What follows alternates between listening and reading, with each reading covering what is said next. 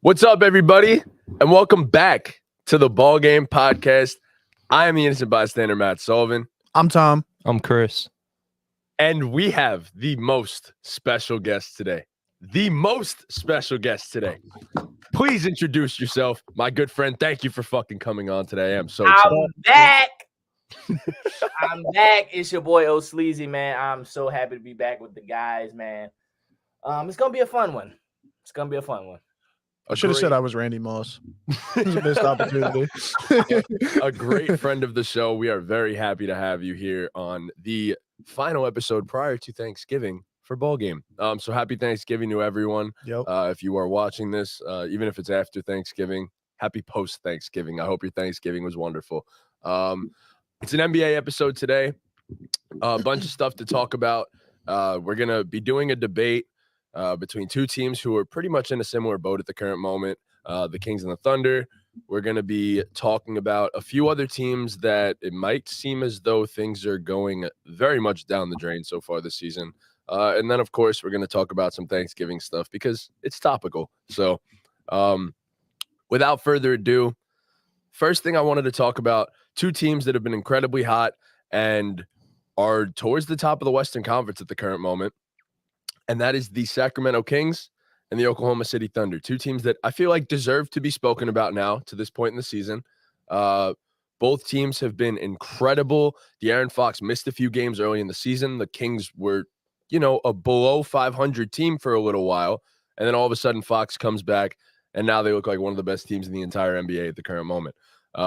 As for the Oklahoma City Thunder, I still believe it's the youngest roster in the entire NBA, and if not one of the youngest rosters in the entire NBA. And here they are sitting 10-4, one of the best teams in the Western Conference with the second best net rating in the entire NBA. Ridiculous. Makes zero sense. They are way ahead of schedule.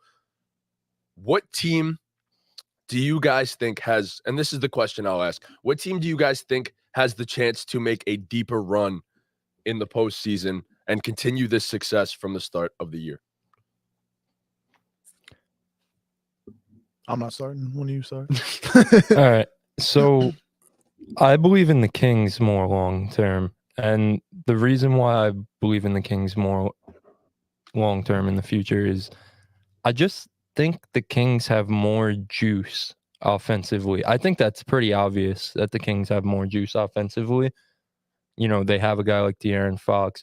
They're amongst the league leaders in terms of shot attempts, 3-point attempts, and pace and all that fun stuff. But you have a guy like Fox who I don't think he's better than Shea. I think it's pretty obvious that Shea is better. But I think outside of that, I just trust the Kings supporting cast more. And maybe that's just because I've seen them make the playoffs last year and compete with the Warriors and take them to 7. But, a guy like Sabonis who struggled against the Warriors, I do trust Sabonis to be great. I mean, so far this season, he's been great. Since Fox came back from his injury, obviously the talk is, De'Aaron Fox is back. The Kings are rolling because of Fox. He's been great. But Sabonis is averaging a near triple-double since Fox came back. Like, he's been incredible. And the thing about Sabonis that I think is so unique is his ability to push the ball in transition, which there's not many big guys who could, grab a rebound off the glass and take it coast to coast. And Sabonis multiple times a game, he'll just grab a rebound and go and Euro step through that lane slow as hell and he'll score. And I think that bodes well for the Kings in terms of they, in my opinion, have more of an identity than the Thunder. The Kings, we know what their identity is. They're going to get up and run. They're going to shoot a lot of threes and they're going to score a lot of points. The Thunder, I think, especially offensively, I think they're still figuring out their identity a little bit. Obviously, we know what Shea could do. Chet's been hella efficient, but outside of that, I still think they're figuring things out. I don't think Josh Giddey's been that great this year. He's had a slow start to the year, which is really concerning, especially for me, who isn't a big believer in Josh Giddey. It's really concerning. You have Jalen Williams, who he's had some flashes so far this season, but it hasn't been great. And then outside of those four, I just think they lack scoring compared to some of the other teams in the West. The Kings, we know they're going to be able to put up points and compete with everyone. So I think both of these teams are still young. They're still figuring things out. I don't think either one is a title contender. But who would I pick to potentially win a playoff series?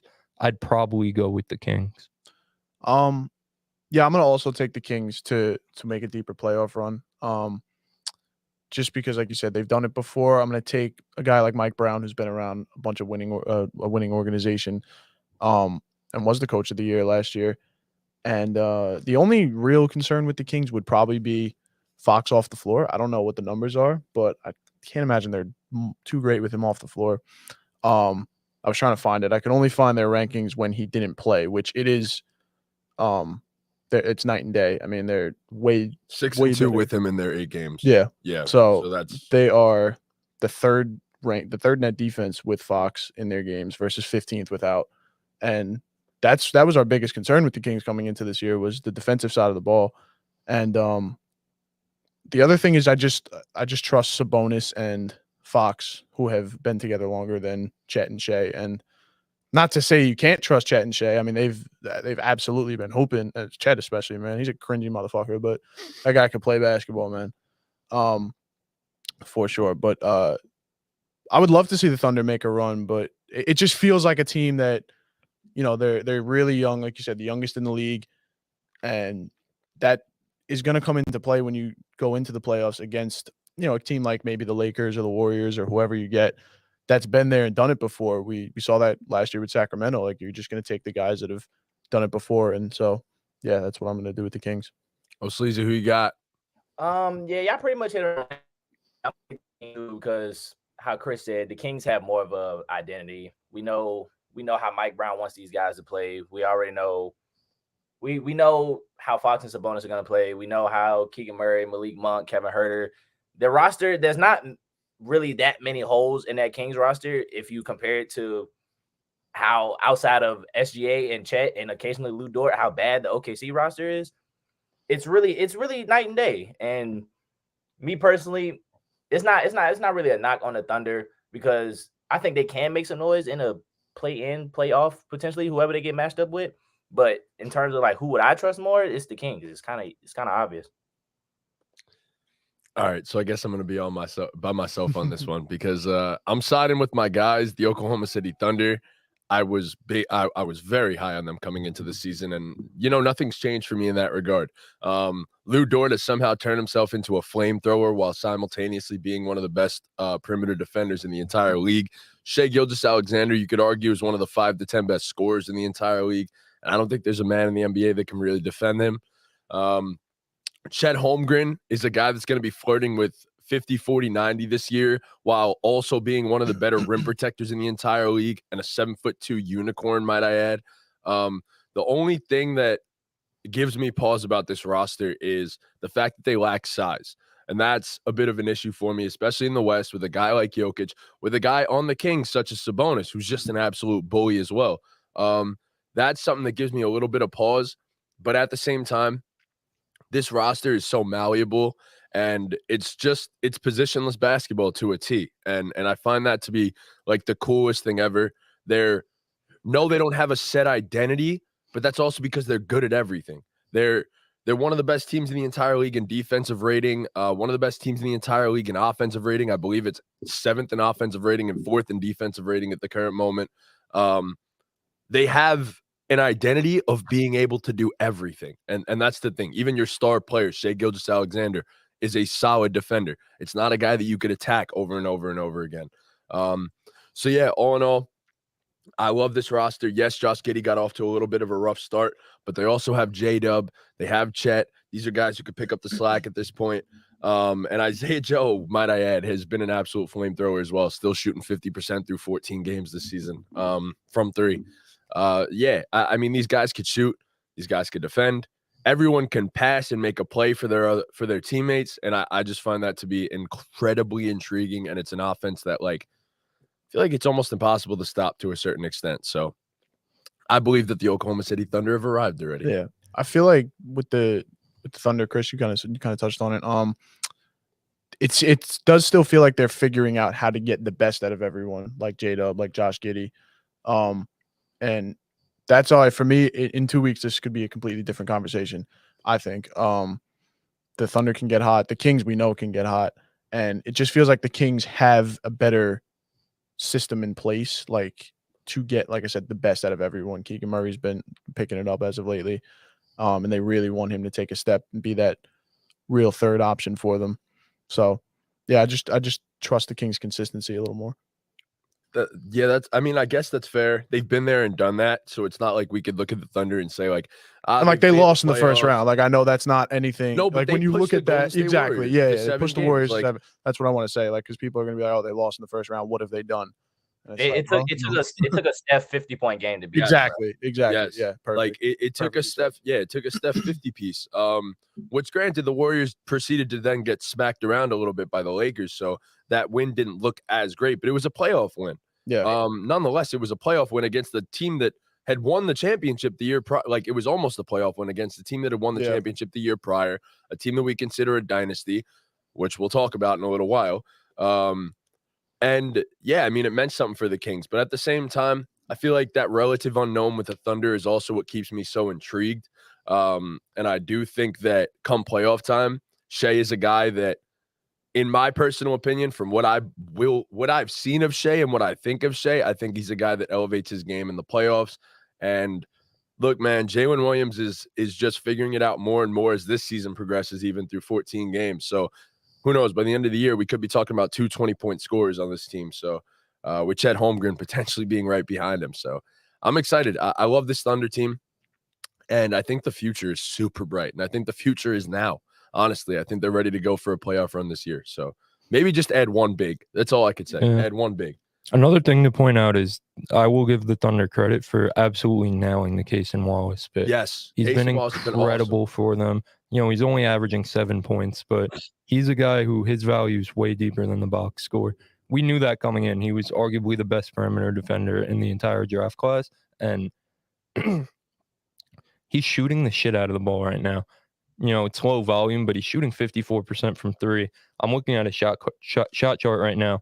From the left corner, he's 1, 2, 3, 4, 5, 6, 7 for 9 from 3. And then from the right corner, he's 3 for 4 from 3. Jesus. So he's shooting like 70% from corner threes, which you're going to get a shit ton of open corner threes playing off a guy like Shai Gilgeous-Alexander. So he's doing his role and he's filling his role. He found his role, which is a great thing for them. Like I said, the Thunder, I just have a little bit of pushback come playoff time that if Shea's not giving you 35, then they might struggle a little bit, which any team would struggle if their star player is not playing well. But I think the Thunder specifically will struggle more than some other teams if Shea's not going. Like in comparison to the Kings. I think the Kings are better off if De'Aaron Fox isn't scoring 35 compared to the Thunder with Shea not scoring 35. That, I mean, you boil it down to how many guys on the roster do I think can give you like a random 20 piece? Like how many guys on the roster do I think can do that? And then like with the Kings, you have a bunch of flamethrowers. So yeah, I mean like Malik Monk could give you a 30 piece in the playoffs. Kevin Huerter could get super hot, give you 25 in the playoffs. And then Sabonis being the second star, obviously that he is, you would rely on him if Fox ain't having a great game. But you know what? Keegan Murray hasn't gotten going whatsoever for the Kings yet, which I expect to change. But as I said, I think that Jalen Williams and Chet Holmgren, as this season progresses, are going to turn into guys that I feel as though I could rely on to get me buckets in those moments. Like we got to realize how young these guys really are, and that a full season in the NBA is only going to make them even better come playoff time. Yeah. So I think the average age of this team is 22. I think. Yeah, it's ridiculous, bro. It's not even, it makes no sense. Like this could potentially be a dynasty at some point with how many picks they have too. Like there could be a star trade incoming very soon. So like, I don't know. It's very intriguing. And I'm excited. I think the thing that's most interesting is like, obviously the Kings made the playoffs last year, but these teams are in a similar vein. They were bad for a long time and now they're starting to be good. So what I'm very interested in is, I don't know if it'll be this year for either of these teams, but I feel like when teams make that transition from being bad to good, they then hit a roadblock, if that makes sense. Yeah. They get stuck.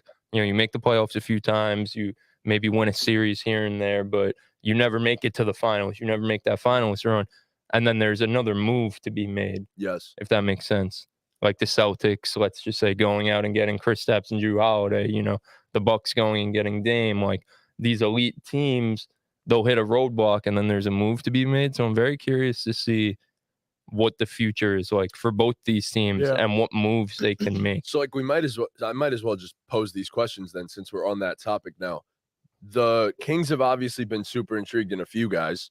And I predicted before the season, I said that OG Anunoby would end up in a Kings jersey, and I still think that looks solid. Like I think that might end up happening. If OG ends up on the Kings, does that change the outlook for the Kings for you? Yeah. Yeah, I think so. Not like entire. I don't look at them as like a title contender, yeah. but I look at them as like a playoff lock, because a lot of teams in the West aren't playoff locks. Okay. Like they're a playoff team. Like they won't be in the play-in if they get OG. They'll be a top 6 seed guaranteed if they get OG. Yeah, I think it helps them, but I don't really think it moves the needle entirely for them, in my opinion. But I do. There's not really a move out there right now that moves No. the needle entirely for them. Yeah, I agree. I personally like Pascal there more than OG. I know OG solves the defense more, but I think Pascal fits what you want to do offensively. You want to get out and run. You want bigs who can handle the ball, who could pass, who could be a hub of your offense, who could play in the dribble handoff with Fox, which I think Siakam could do a lot of the same stuff Sabonis can. He's just not as big. See, my issue with that is the fact that the two of them aren't great shooters together in the front court. Like they can stretch the floor, but they aren't great shooters. Like with OG, and then you keep Keegan at the 4, you have Sabonis at the 5. You keep the shooting and you add what your biggest need is in terms of defense. Yeah, I guess. I mean, who's starting at the 4 for them right now? Harrison Barnes? Harrison Barnes isn't a great shooter. He could stretch a 4 more than Pascal, but he's not a great shooter. HB's been around 40% for the last 5 years. Yeah, I think having Keegan and Porter still in the lineup, like you're still gonna have elite, and the way Fox is shooting the ball over the past 2 years, like you still have elite shooting in the lineup. And those guys, Sabonis and Siakam, they're gonna find the shooters. You know what I mean? And they're gonna draw defense. They're gonna draw double teams and stuff like that. I think Sabonis and Siakam could play really well off each other. I think they'll form their own type of two-man game. Yeah. And they could play off each other really well. That's a good take. Yeah. I like OG. I think OG is the type of guy you get when you're already like kind of in championship. Kind of like the Bucks getting Drew Holiday. Yeah. When you're already there, but you're a piece away. Not when you're trying to, like OG isn't the piece that's gonna put you in there. You know what I mean? Even for a team like the Thunder, let's say, not even just the Kings, like say OG gets traded to the Thunder, that doesn't move the needle for me for the Thunder. No, I agree with you, but I think it moves the needle for me for the Kings, because the Kings' biggest question mark is their wing defense pretty much. So if I could trust that I could throw OG on any guy on any given night, I personally, like we've seen it with Fox now, he's a legit playoff performer. Like I'm going to be able to trust Fox, and I think I'm going to be able to trust Sabonis come playoff time to be my top 2 stars. And if I'm keeping some of these other flamethrowers, I mean, look, OG's another guy that is capable of giving you 20 in a game-to-game basis. Like he can give you a 20 piece here and there. So I just think that adding that perimeter defense while also keeping most of the explosive scoring, and I do expect Keegan Murray to somehow take some semblance of a jump as well. I think that's enough. I think that would push the Kings up for me, at least. That's just me personally, though. I don't know. I don't speak for everybody, but that's how I would feel about the Kings. So you would think the Kings are a title contender if they get OG?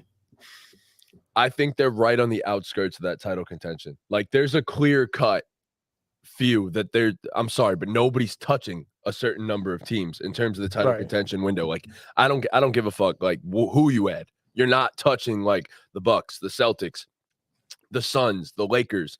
Like, well, the Lakers are iffy, but still, you have LeBron and Anthony Davis, so I'm going to include you in that conversation. There's that set top 5 pretty much where, like, I don't think anyone's even going to be in the conversation, no matter what move you make. But I think the Kings could be right outside of that, arguably at the top of that list, outside of those top 5 or whatever. So that's where I stand with that. And then I pose the other question, the other side of this. The Oklahoma City Thunder. If they traded for Pascal Siakam, how do we feel about that? Does that put you in? Yeah. No, I like what you said.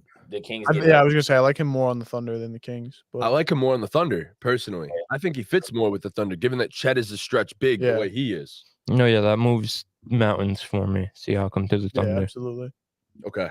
Like you said, they're not the Nuggets, the Celtics above those guys, but They'd be like right they're under them, they're yeah. Okay. Yeah, that's what I was questioning. Yeah. I think they'd be capable of beating those teams in a playoff series, though.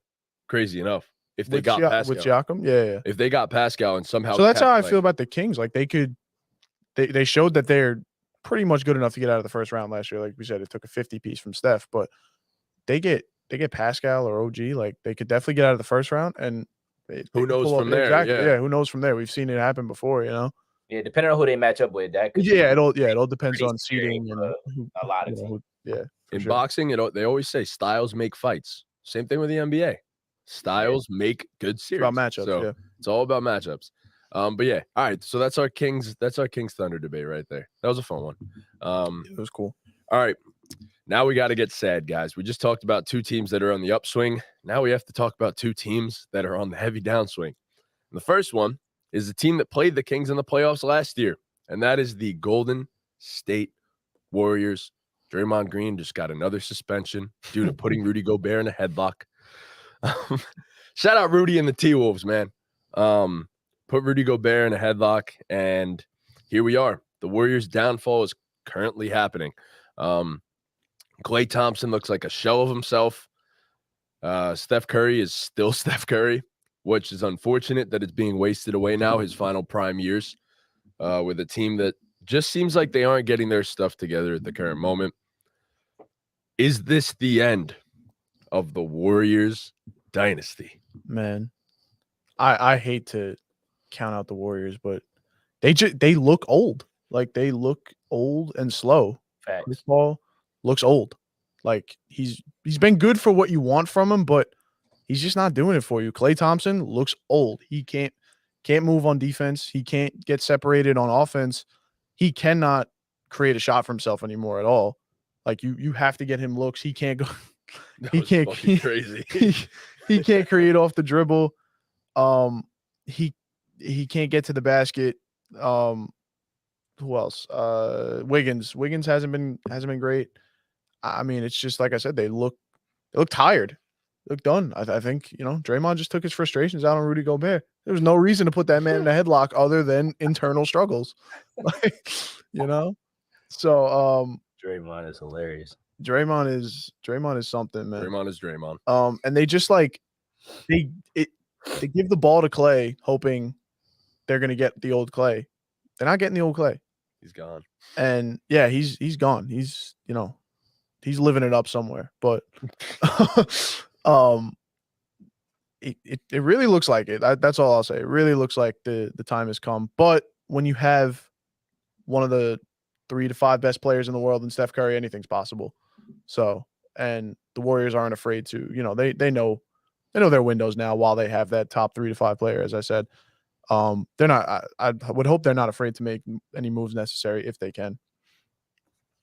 Yeah, I'm kind of conflicted because me personally, Steph Curry is probably my favorite player in the league, which is kind of wild to say being I'm a Celtics fan. But like outside of Steph Curry on that Warriors team, there's literally no other production. There's nothing. Chris Paul, he's having arguably one of the worst shooting years of his career. But that's not really what they brought him in for. They bring him off the bench to try to help him bring bench scoring, help cut down on the turnovers, and help really just provide some kind of spark off the bench, kind of how Jordan Poole was, but just not at the high frequency of scoring as Jordan Poole was. Andrew Wiggins is, I feel like I can't really count a guy out like Andrew Wiggins because he's really the dirty work guy. I never look for Andrew Wiggins to go get me 25 points. If he does, that's a plus. I look for Andrew Wiggins to go guard the best player, occasionally backdoor cuts, and just knock him down when you open. So I don't really expect a lot out of Andrew Wiggins. Klay, on the other hand, is cooked. Cooked. I just don't. It's like if Klay's not off the catch and shoot, it's really hard to watch him play basketball. Like, I don't know. And it's crazy because in the offseason, he said this was one of the most important off seasons of his career.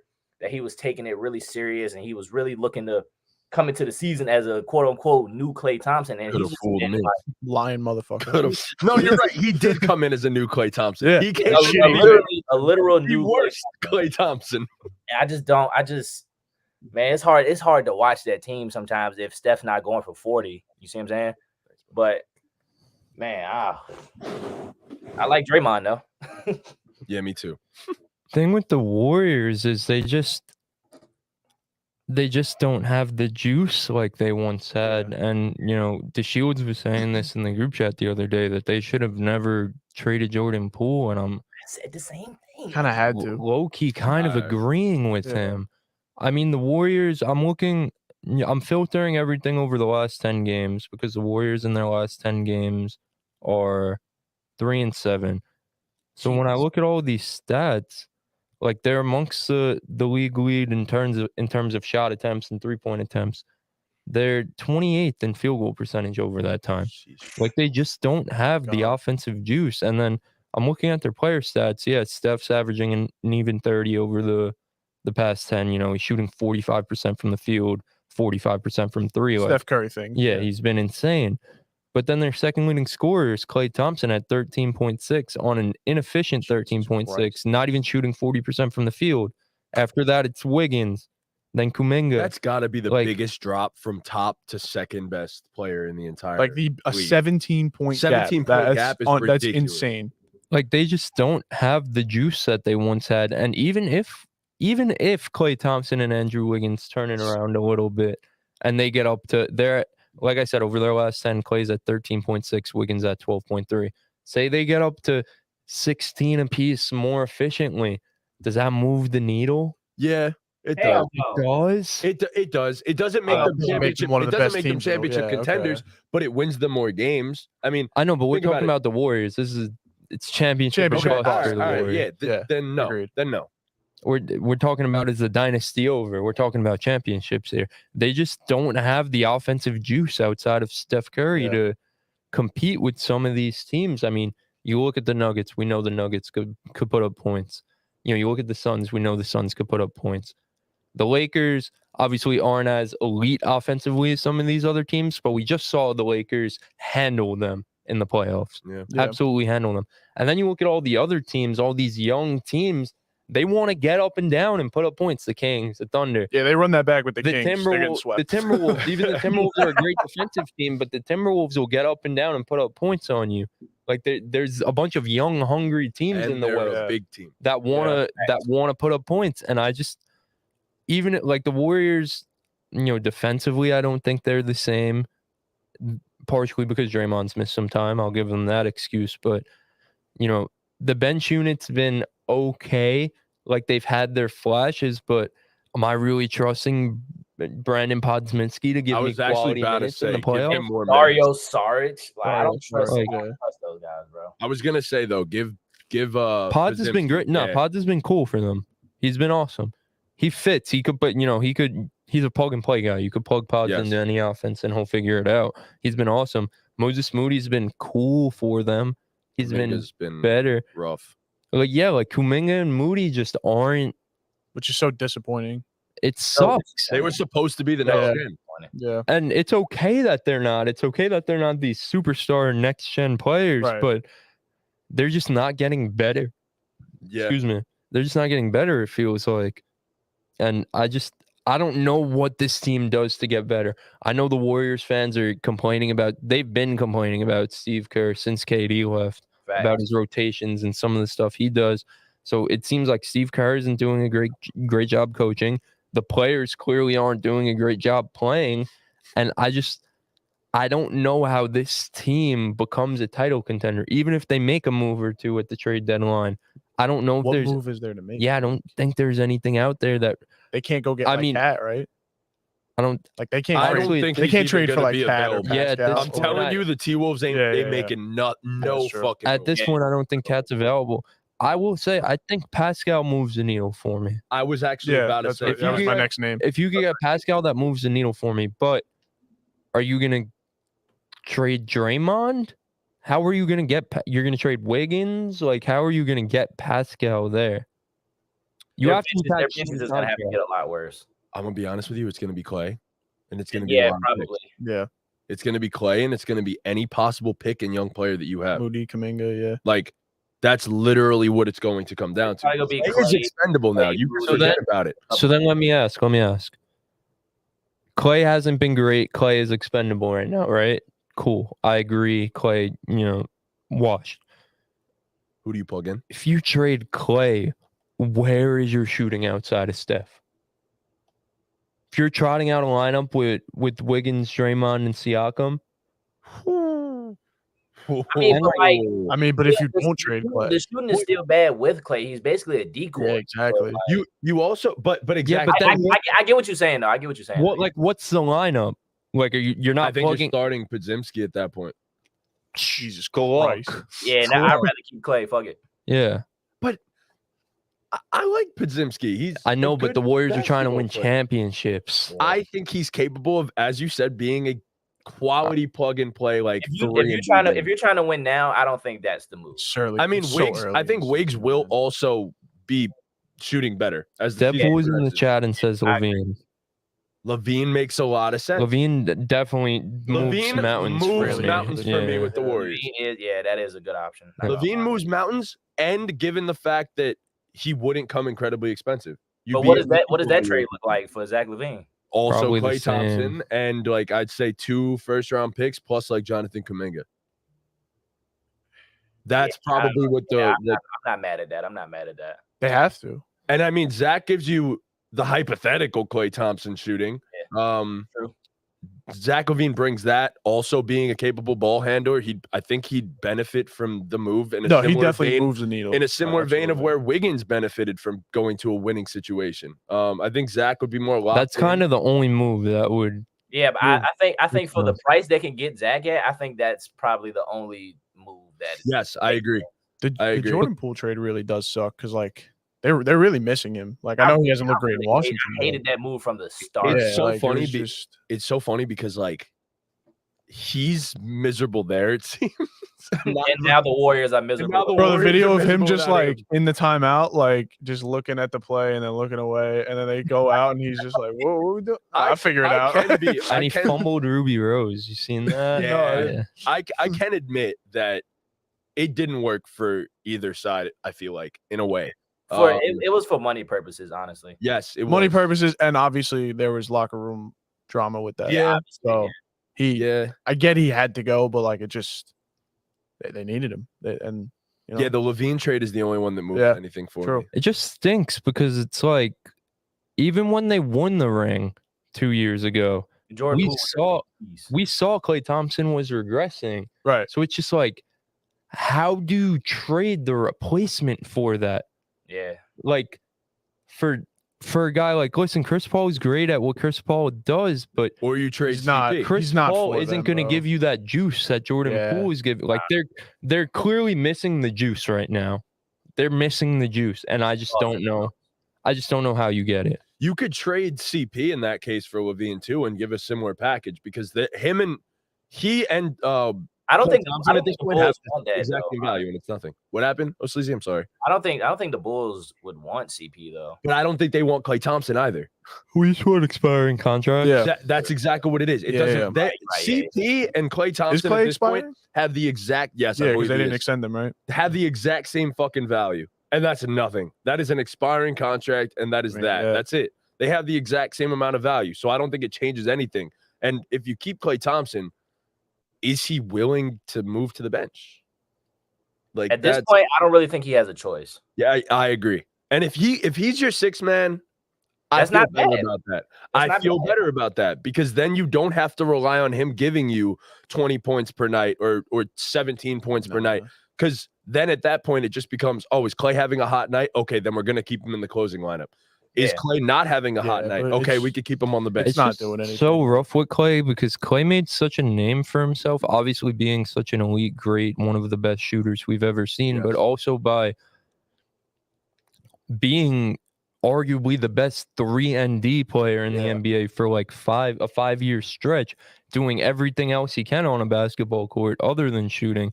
And now it's just when the shot's not there, he's not there, and it sucks to see.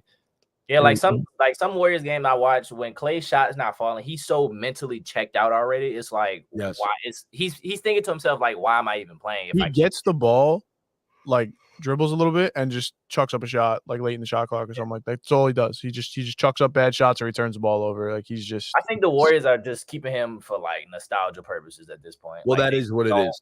They don't want to see the Splash Brothers break up. Yeah. They don't want to, I understand that from a certain point, but it's a business though. That's what everyone says. Players say it. If you want to win, bro, yeah, you gotta make moves. Yeah, absolutely. I agree. All right. Well, that's enough. That's enough of this Golden State Warriors falling apart talk. R.I.P. That's sad as fuck because that's my whole like basketball watching. Like I feel like that's what I know. Like I know the Warriors being like the best team in the NBA. Like since what 15? Since 2015, like this sucks, man. This sucks, man. Steph Curry, bro, go with request a trade. Get Zach. Go request a trade or get Zach LaVine. Get Zach. Just that simple. Do that. But yeah, all right. So on to a team that is in a similar but opposite boat. This is a young basketball team that we were expecting to, take a slight step this year. And once again, DJ said Clay is Duncan with a green light. I love that. And I couldn't. He's Duncan Robinson with a green light. That's hilarious. Hey, sorry. No, Duncan's better.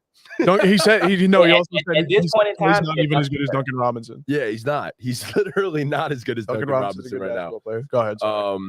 But yeah, so the Detroit Pistons were supposed to take a slight jump this year at the bare minimum, and once again, it seems as though things are not coming together. You added Monty Williams as your head coach, and it seems like the more things change, the more they stay the same. And the Detroit Pistons are currently on, what is it? A 12-game losing streak. 12-game losing streak. And they're 2-13 at the current moment after starting the season 2-1 and looking real promising. Well, what's the biggest contributor to the Detroit Pistons' current 12-game skid? So I'll go first because I don't have much to say on this. I'll be honest. I'm like Charles Barkley. I don't watch bad teams. I don't watch the Pistons. I'm not going to watch the Pistons. They're just horrible. Like they suck. They suck. They just suck. Like what else do you say about a team losing 12 straight? I mean, yeah. Where do they go from here? I'll pass it off to you guys.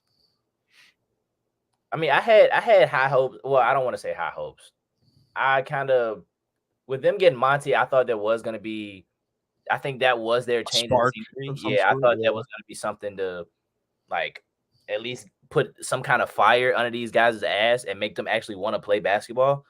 But it's like sometimes – like, I probably watched 3 or 4 Pistons games, and that's when Jalen Duren was kind of going on a tear and he was playing out of his fucking mind with him and Cade. But sometimes Monty just be trolling with the lineups, bro. Like he'll have Beef Stew and Jalen Duren on the floor at the same time. Which that I think is fine. It really depends on who you playing. Honestly, it depends on who you playing. It depends on who else is in the lineup. Yeah, and then he'll have Cade, Asar, and Killian. Yeah, and like he'll have Hayes, bro. Stop it. Like Killian Hayes is like, I don't know how he still has a job. If I'm gonna be completely honest.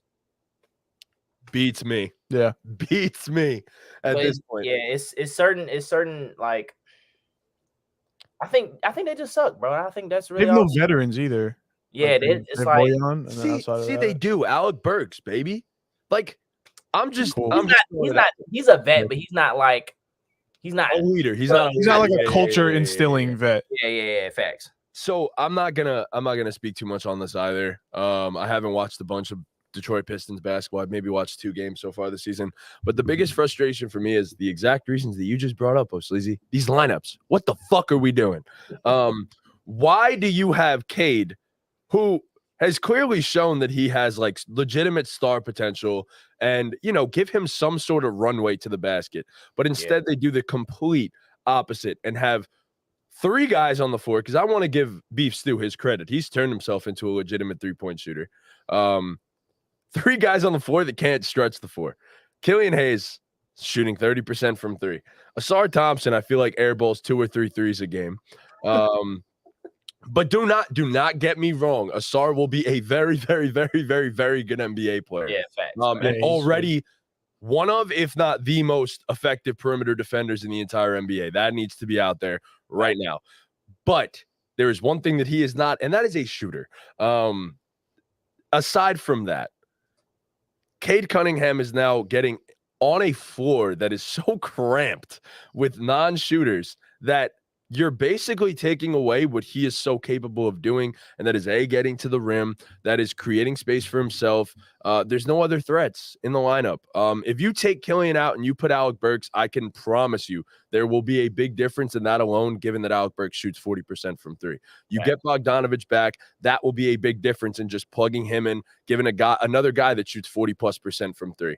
Jaden Ivey, give him a shot in the starting lineup for all I care. Like, just anybody but Killian. And I'm cool with Asar coming off the bench and being a defensive spark plug, or at least surrounding him with more shooters. When Bogdanovich comes back, put him at the 4, and Alec Burks in at the 2 with instead of Killian Hayes. And then there you go. You have shooting. You could keep Asar in the lineup, given that he's a defensive animal, because you have 2 guys who could space the floor at 40% clip. Yeah, no.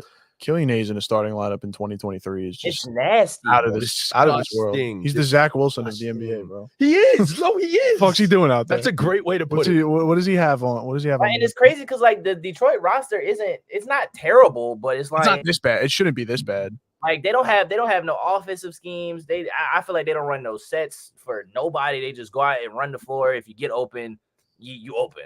Yeah. Maybe DeAndre Ayton was right. Monty Williams ain't it. Maybe. Monty ain't it. Chris, go ahead. This is your squad, so I turn the floor over to you now, buddy. Oh, boy. All right. Sit back and relax, kids. He's going in. He is about to go nuts. It's just rough right now. Alec Burks has been in and out of the lineup. Bojan has yet to play so far this season. But the thing that irks me with the Pistons is they've spent 3 straight top 5 draft picks on guards, on perimeter play. True. And they aren't even giving it a chance. And this is what makes me upset. Over this 12-game losing streak, Jaden Ivey's playing 22 minutes. He hasn't started a game. It just doesn't make sense to me. Just doesn't make sense to me, the Jaden Ivey stuff. That's what I'll start with.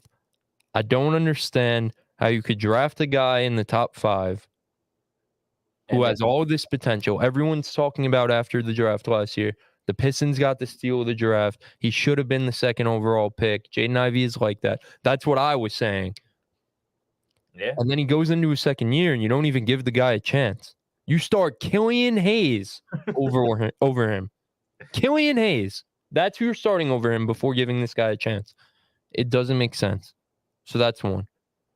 Second is, they have Killian Hayes playing basketball.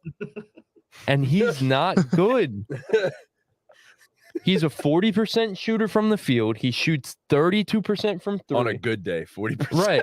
Shoots 32% from 3. Like, he is not a good offensive player. He's just not. Especially when you have a guy like Cade Cunningham, who's supposed to be the franchise. He's supposed to be the guy you're building around. You're supposed to put him in position to succeed. Why are you starting him next to a guy who, 1, isn't a good basketball player, is arguably the worst basketball player in the league, but 2, what he is good at, what he what he is deemed to be not as bad as other categories of basketball at, is playing on the ball. But you already have a guy for that. You have Cade Cunningham, who's handling the ball all game long. So why are you starting Killian Hayes next to him?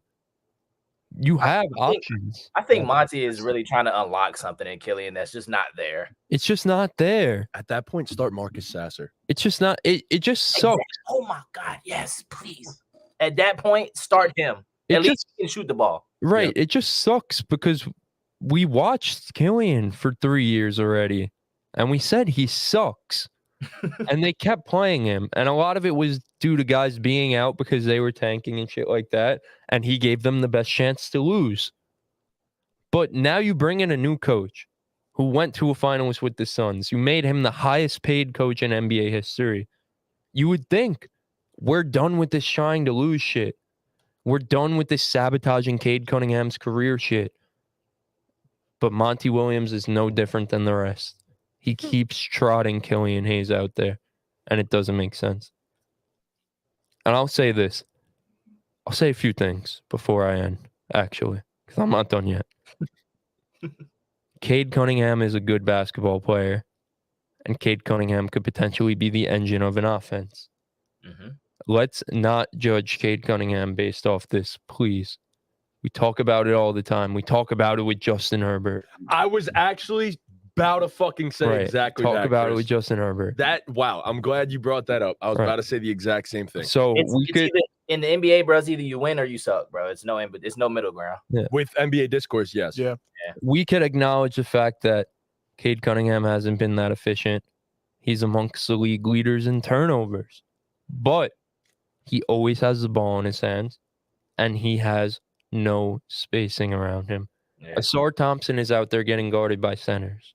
Yep. When your wing is having centers guard him and sit in the paint, it's just gonna. And I like you said, like you mentioned, I didn't even have to mention it because you already did. You nailed it. Asar Thompson's been great. He is a generational defensive prospect. And I said that in my pre-draft. I said he's the best perimeter defensive prospect I've seen since Kawhi Leonard. I was about to say and I meant that. He's insane.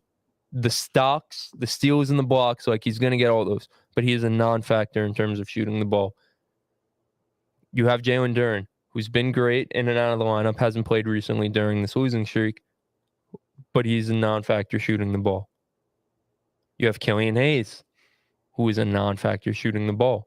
There is no chance Cade Cunningham succeeds. There's no chance. And you see it in their games. And Cade's also, before they were the worst team, well, they were been the worst team ever, but before this year, we've seen with Cade. Cade has that nonchalant game, takes his time with it. He's going to get to he's very Luka-esque, elegant in terms of the way he gets to his spots, and he picks his spots, and he will get to those spots, and he will shoot. If he picks a spot, he's going to shoot that bitch no matter what. If he picks a spot in the mid-range, it says, hey, I'm going to go to the left, I'm going to cross back over, I'm going to go to the right, take 2 dribbles, and I'm shooting this bitch. He's shooting that bitch. No matter who's guarding him, what the defense is. And especially now playing on the worst team ever assembled over the past 12 games, he's clearly just going to get his. He's clearly just out there hooping, just trying to get buckets. It's clear as day what he's trying to do. So you got to cut him some slack. I still believe in Cade Cunningham. I still think he's a franchise player. He has elite defensive upside that he still hasn't tapped into yet. He's, elite playmaking chops, and he could score the ball from all 3 levels. In terms of the Pistons as a whole, I kind of feel the same way about them that I feel with Cade. I give them a little bit of a pass. And I know it's hard to do that because they've been so bad for so long. Like I said, made Monty Williams the highest paid coach in NBA history. You have a plethora of lottery picks on your squad. It's time to, take a step forward. But they've been pretty injured to start the year. Like, they really have no chance. I think Bojan helps his team expeditiously. Like, he comes in and he adds so much to this team. It can't be overstated. He was so great for them. Last year when they won a game, he was the reason why they won a game. The only reason why they won a game. Multiple times. Going for 30 on elite efficiency. So he helps. We haven't got to see him and Cade play together yet. We saw it for 10 games last year? Yes. And they were okay. Like, they were fine. Him and Cade, not the team. But they were okay. I think they could develop a really cool 2-man game. Like you said, Beef Stew is really awesome as a role player. Plays defense, rebounds the ball, hustles, and can stretch the floor. He's awesome as a role player. We saw the first 5 games of the season with Jalen Duren could be. Asar Thompson's only going to get better. I think Jaden Ivey should only get better, but that's just such a murky situation. And even if you do end up trading Jaden Ivey, you should get some pieces that could be able to play for Zach you. LaVine. It's rough, I don't man. like that personally. I do. I like the fit with Cade. like the best. Yeah, I like the fit with everyone. I like the fit with Cade. I like Star. Zach playing off as Sar. I Yeah, like yeah. Zach having a big man like Jalen Duren. Like I like the fit, but obviously like the Pistons are so a ways away that Yes. Zach LaVine isn't changing that much for them. Like Yeah. they're still going to be one of the worst teams in the NBA with or without him. But I do like the fit. It depends what you have to give up. You don't want to mortgage. Obviously, it seems like if you're going for Zach LaVine and Jaden Ivey's as good as gone, which I would be thrilled about if I was as a Bulls fan. fan, Yeah. Yep. Getting fucking Jaden Ivey back for Zach LaVine, I'd be fucking stoked. But it's such a tricky situation with Jaden Ivey because they haven't even given him a chance. Nope. So strange. So strange. I don't hate him as a sixth man. I just hate him as a sixth man when Killian Hayes is starting ahead of him. Facts. Like that. And plus, when you're giving him 22 minutes a game, you could be a six man getting 28 to 30 minutes per game Yeah. and being heavily involved in the offense. Like that's a situation Yeah, where I but- don't hate Ivy in that case. Also, you don't draft a guy top 5 to be a sixth Right. man. Yes, and I get You know that. what I mean, But sometimes guys Works out that we way. find yeah. out they're better off as a sixth man, but you at least give them a chance. Deion Yes, Waiters no, I got a agree. chance. I agree. No, yeah, I'm with And Deion Waiters was a sixth man in college, and he still got a chance to start. Yeah. You know, you at least give him a chance. I agree with you. I think there's a world where Jaden Ivey could be one of the best spark plugs in the league off the bench. I'm but not saying he also- is a six man. I'm Right, saying if but- you're going to use him in that role, that way should be the specific way of doing it. Yeah. Yeah. So murky with them, man. Such a tough watch too. It is. It's really hard to watch them sometimes. It's hard to watch. Really hard. They gave it their all against the Nuggets the other night, but Jokic got ejected. So like, Yeah. What and is they that lost. even And they mean? lost to Reggie. They lost to Reggie Jackson. yeah, you lost to Reggie Jackson. So like, Who's been hooping this year? He has been hooping. Who's been hooping this year? To be fair. Oh. You can't lose to Reggie Jackson, hooping or not. Yeah, I'm saying like if You can't be losing to Reggie Jackson. basketball bro. of his life, you can't lose to the Jokic and Jamal Murray-less Nuggets, bro. You just can't do that. Oh boy, bro. The Nuggets are beat up and still finding ways to win, man. Like that's I hate them, bro. I really hate them. they're ridiculous. But yeah, bro, like it's rough. It's rough in Detroit right now. Detroit basketball is it is tough right It's not now. fun. It At is least right the Lions are good. Shit, they got something to cheer about. Yeah. Facts. True. Big Thanksgiving Day game tomorrow, which I'm excited for. Even though it's probably going to be a blowout because Jordan Love is fucking buns. But regardless, this is the basketball podcast, so no more football. But yeah, poor Detroit, man. At least they got the Lions to cheer for. You are Yep. right about that one. All right. Now that's pretty much all the teams that we're going to talk about for basketball. So does anyone have some TikTok segments that we would like to get into? Oh, we have the redraft. yeah. Oh yeah. All right. Redrafting the 2022 NBA draft. Okay. I gotta look this stuff up right now. With the first pick, it's a no-brainer. Don't let recency bias fool you. It's Paolo Banchero. Oh boy. Yeah, I'm not mad at that. What's the order though? After me. We could do you, Sleazy, Tom, me. Sure. Sleazy, you're on the clock. Okay, well, this is kind of obvious. With the second overall pick, I'm gonna draft Chet Holmgren. Yeah. Good pick. Wow. Exactly how it all would fall. Exactly how it all worked out, and it might just go the exact same order that it's that it's in the actual draft. Maybe, depending on I don't know. Am I man. next or you next? You are next. Oh, fuck me.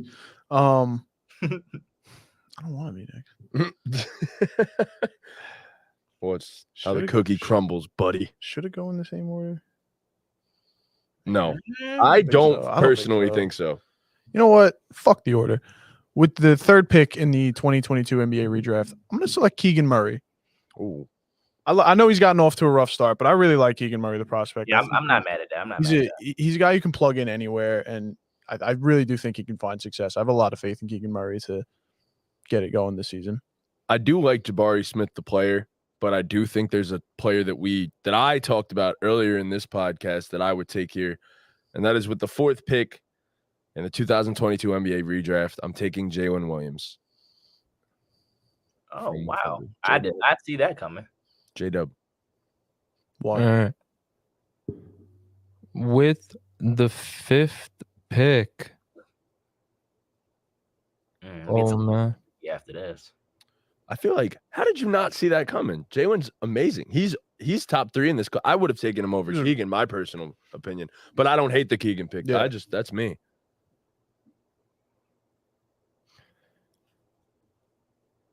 With the 5th pick, I'm going to go with the only guy left on the board who thus far has shown us some flashes of superstardom. I'm going to go with Shaden Sharp here for the potential. I don't hate that either. Not a bad pick. Not a bad pick. With the 6th pick, it's getting a little rocky. I'm between 2 guys right now. You quite literally. Oh, fuck. Yeah. Yes, exactly how I like it. With the 6th pick, part of me really wants to draft this guy, but it's kind of crazy considering how far he fell in the actual draft.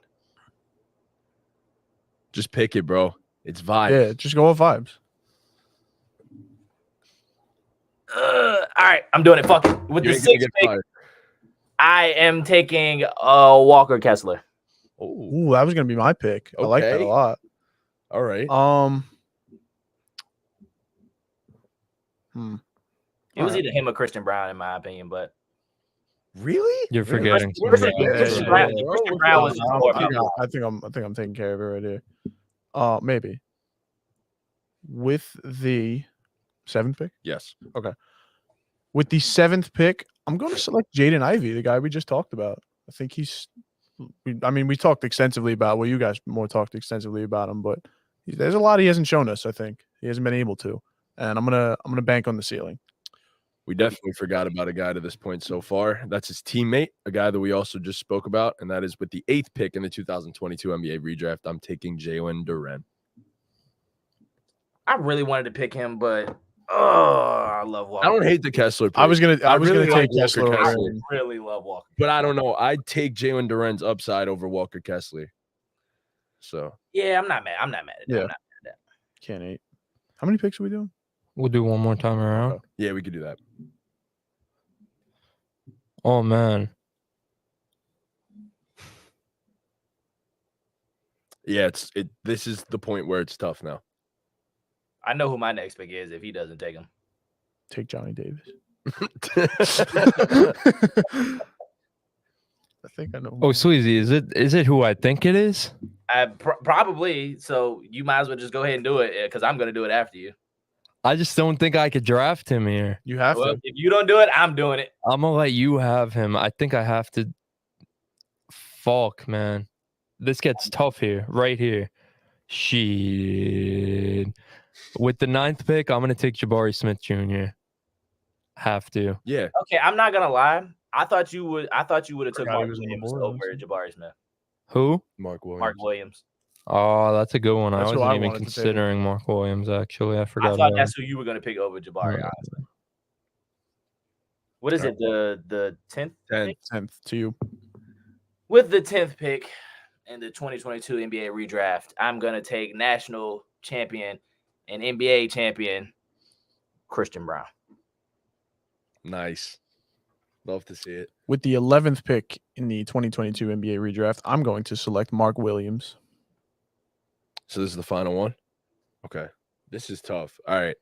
Because I already know there's going to be so many people in the comments that are going to bug out. They're like, oh, someone got left out. Someone got left out. Oh, my God. Why do you take Christian Brown so high? I can already see it now. So people are going to be tight at me because we're going to leave some guys on the board here.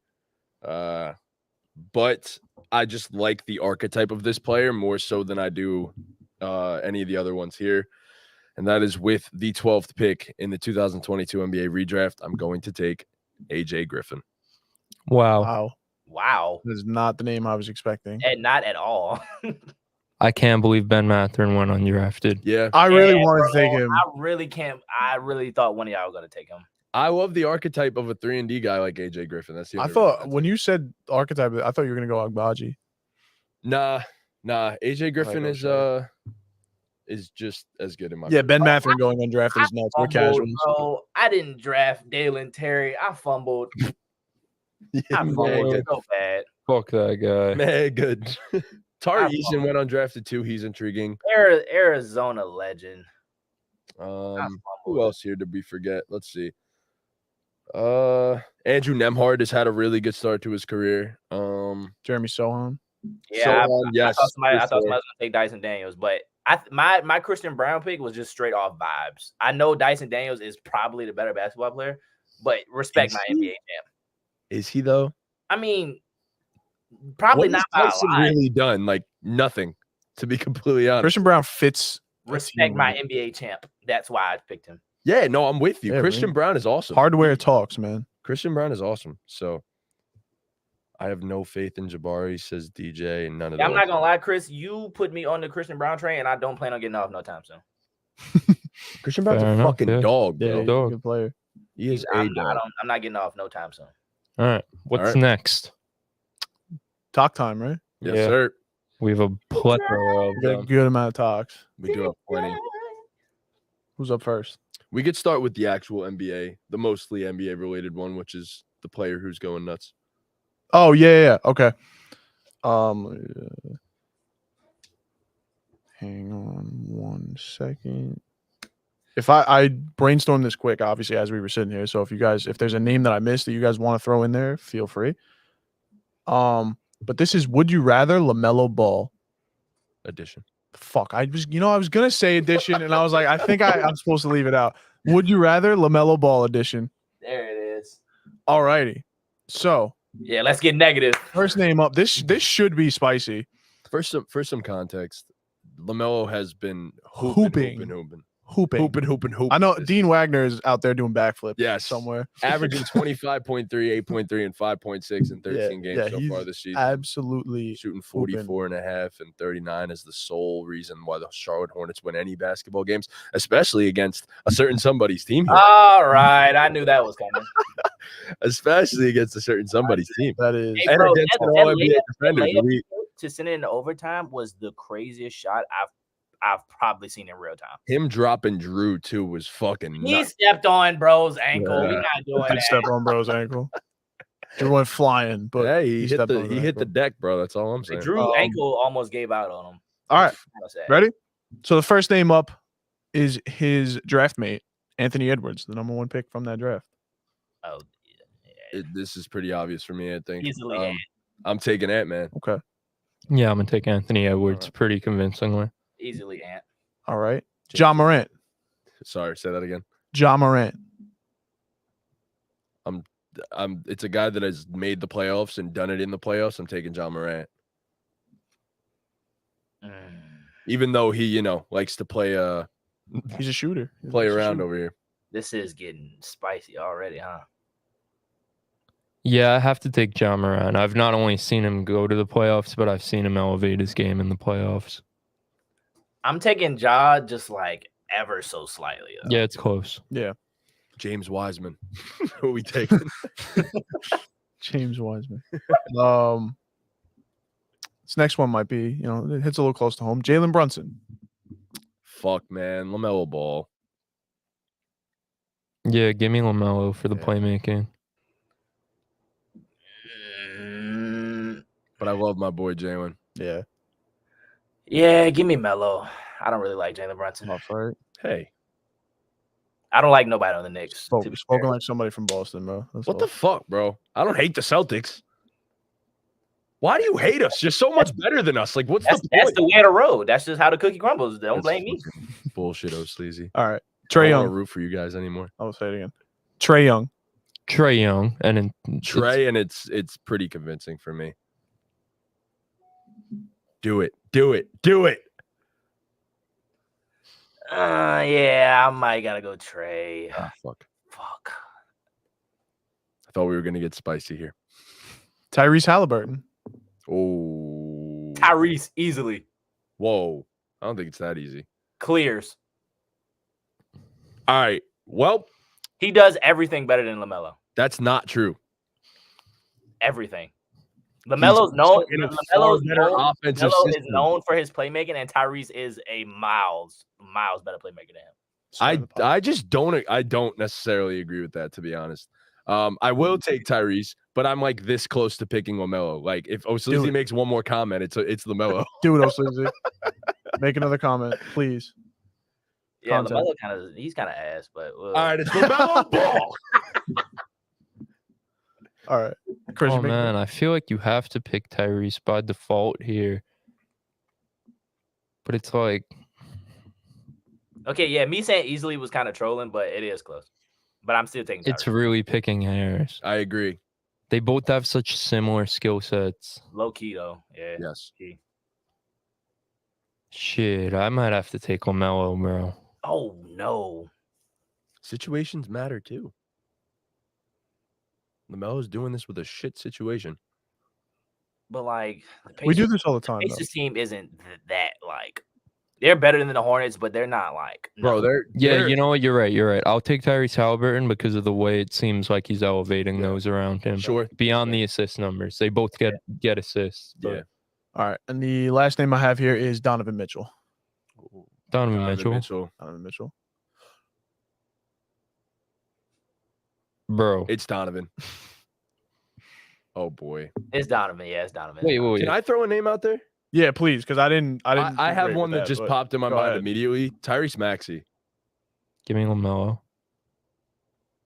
Give me Tyrese, bro. I'm not gonna lie. I actually want to hear what you have to say on this one. Maxey or LaMelo? I'll take LaMelo.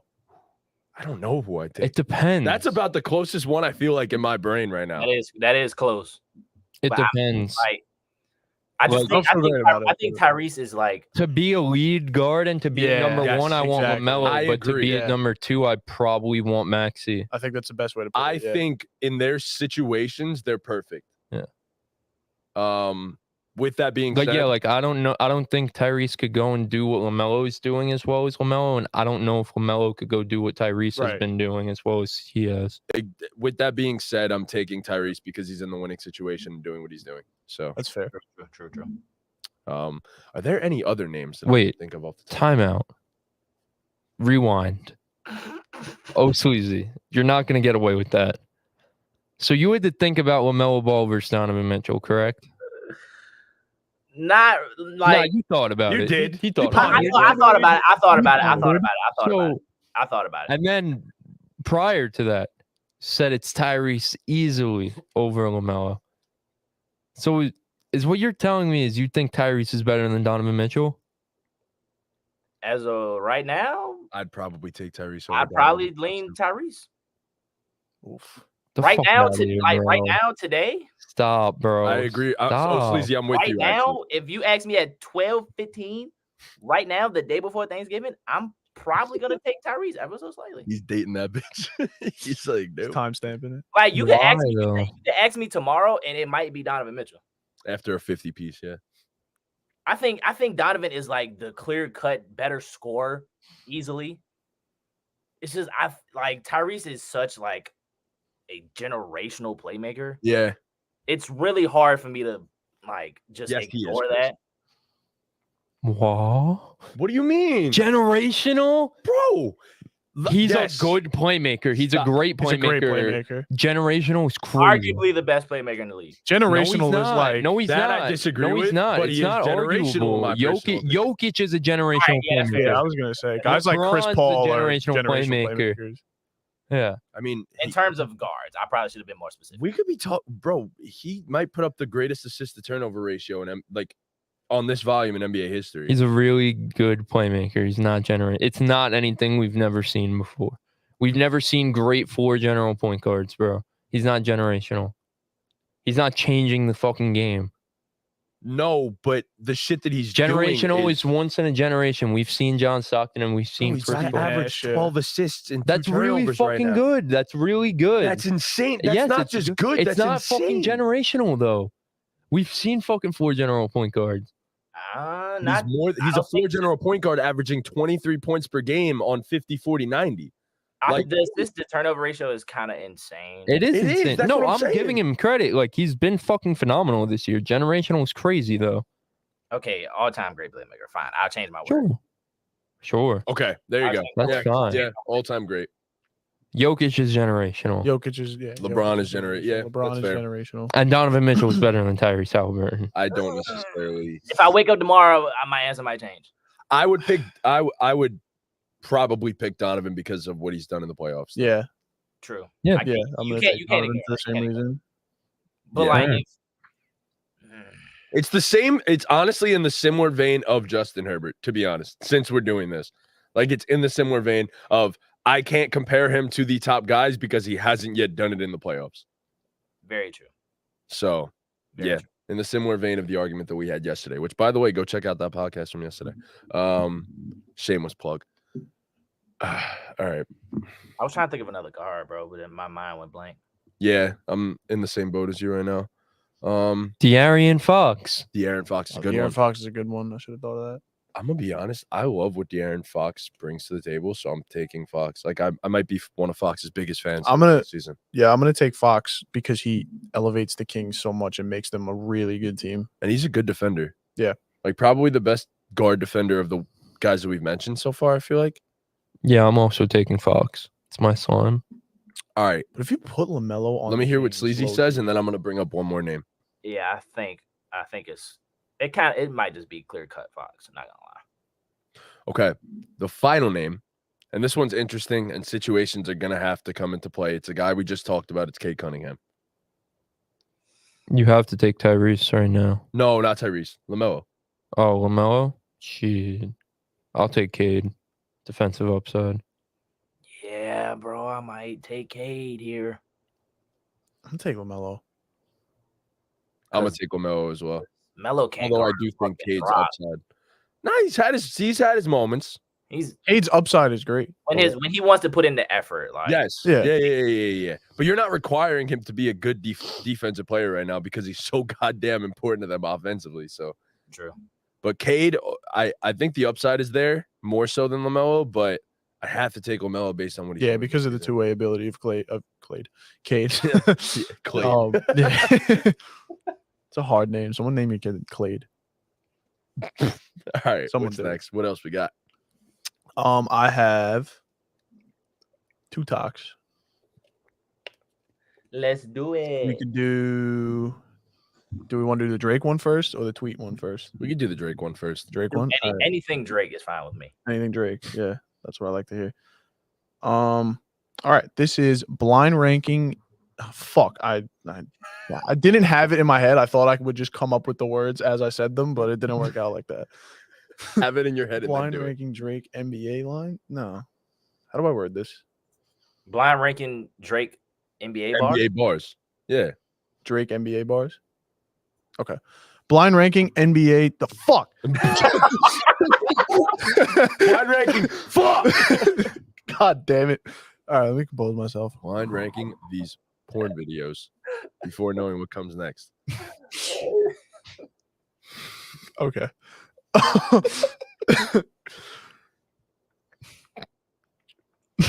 that caught me off guard. That was crazy. Blind ranking these NBA. Fuck. Yeah. Blind ranking these Drake NBA bars. There we go. We did it, boys. There you go. Oh man. All right. So Phew. first one is from the song Summer 16, all-time classic. And Drake says, Golden State running practice at my house. There is more to this line, but I can't say it. Oh. Not allowed. Can I see Golden the State running practice at my house.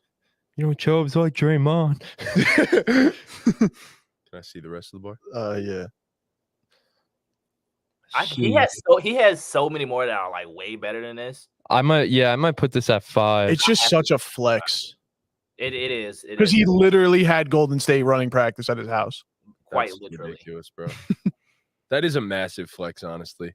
Do we put it 4 just for Just the because of flex? Yeah. I'm No, with you bro. on that. Like it's Drake has so that's many. Probably the worst one here, bro. Yeah, you're right. Put that at 5. If it gets worse than this, then Okay. Yeah. No All right. wonder you couldn't say Yeah. it. So that's at 5. Yeah. Next one is from 0 to 100. This is an absolute classic. This is a great song. I've been Steph Curry with the pot, been cooking with the sauce, Steph Curry with the shot, boy. 360 with the wrist, boy. That's an all-time. Can't say the next line. He really killed me with that shit. I'm not gonna lie. It's either one or two. I think there's gonna be one better. Yeah, I think we put it 2 just There's to give one in us my some mind that I think space. is gonna be number one. Yeah, I'm cool with 2 because I'd prefer. I think there's one that's gonna be elite, like elite. All right. Yeah, we put it 2. So that's 2. Okay. Next one comes from Thank Me Now, and Drake says, and that's around the time that your idols become your rivals. You Yep, make that's friends one. with Mike, but got to AI him for your survival. That's number one. That's number 1. Come on. Yes, that's number 1. Stop playing with the kid. When your Yeah, idols that's one become more. your rivals, you gotta AI them. Like Mike For and your survival? rival. Oh man. That's number one. Yeah. No, that's filthy. That's crazy. That's number Alright. one. This next one is from Jumpman. It's not a crazy bar, but you can't talk NBA and Drake without putting Jumpman on here. And he says, Matumbo with the bitches, you keep getting rejected. Woo! What do we have available still? 3, 3 and 5. 4. 3 and 4. Yeah. Oh, we put the other one at 5. First one was at Okay, 5. 3 and yeah. 4. Put that one I at think 3. that's- I like that one. I put it at 3 just because it's kind of funny. Yeah, that's fun. And it was a good delivery the way you said it. Yeah. Okay, that's fair. It made me Alright. giggle. All right. That's fair. And the last one is from the song 6 Man.